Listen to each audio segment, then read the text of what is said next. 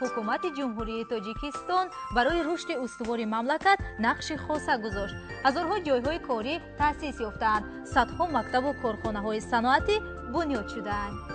дастовардҳои сиёсиву иқтисодии ҷумҳурии тоҷикистон аз ҳадафҳои асосии роҳбарияти мамлакат баҳри муҳайё намудани зиндагии шоиста ба ҳар як фарди ҷомеа, мардуми шарифи тоҷикистон манша гирифта дар пешрафти ҳамаи соҳаҳо таҷассум ёфтааст.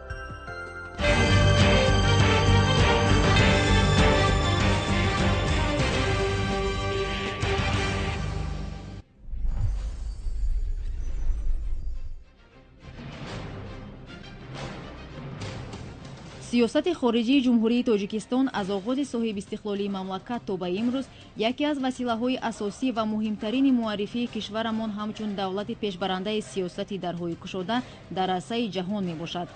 ҷумҳурии тоҷикистон 2 марти соли 2013 159-умин давлати узви комилҳуқуқи созмони умумии ҷаҳонии савдо гардид.